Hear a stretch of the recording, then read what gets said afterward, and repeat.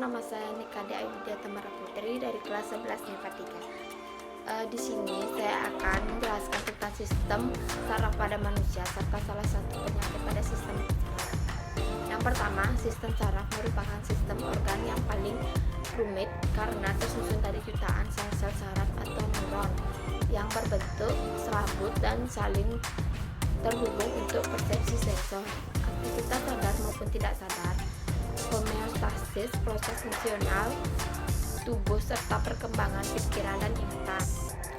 Dan sel saraf merupakan unit terkecil dari fungsional dari sistem saraf yang berfungsi untuk menerima dan menghantarkan impuls.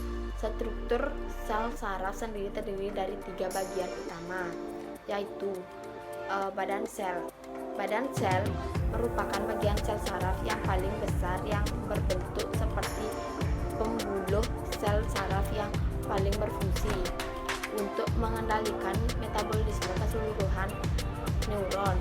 Di dalam sel tersebut, suatu inti sel atau nukleus yang berfungsi untuk mengatur kerja atau aktivitas sel. Yang kedua, dendrit.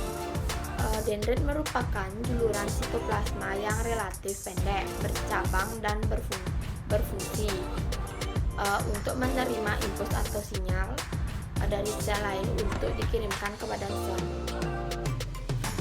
Yang ketiga, akson atau neurit.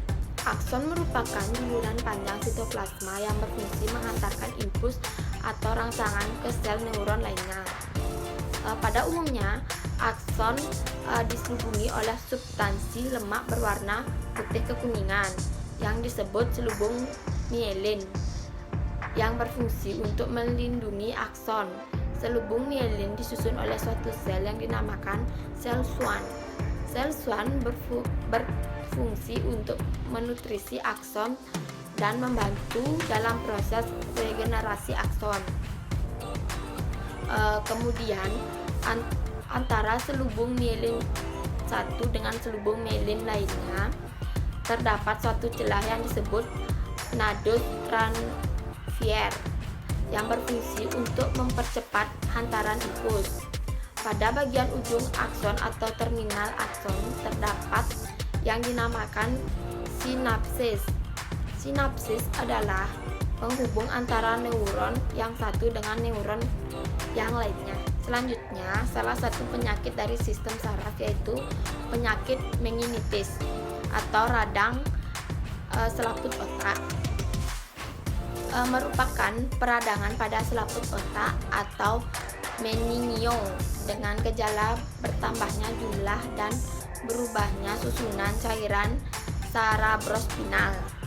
Penyakit meningitis biasanya terjadi pada bayi, anak-anak, dan remaja. Pada umumnya, penyakit meningitis disebabkan oleh infeksi virus atau bakteri. Namun penyakit ini juga disebabkan oleh penyakit non-infeksi seperti alergi obat. Pun gejala-gejala penyakit meningitis yaitu sakit kepala, demam tinggi, leher kaku, sulit berkonsentrasi atau kebimbangan, nafsu makan berkurang. Dan adapun cara-cara mencegah penyakit meningitis yaitu rajin berolahraga, mencuci tangan dengan benar setelah beraktivitas, menghindari orang yang terinfeksi penyakit meningitis, menghindari asap rokok, dan istirahat. Yang sekian dari saya akhiri dengan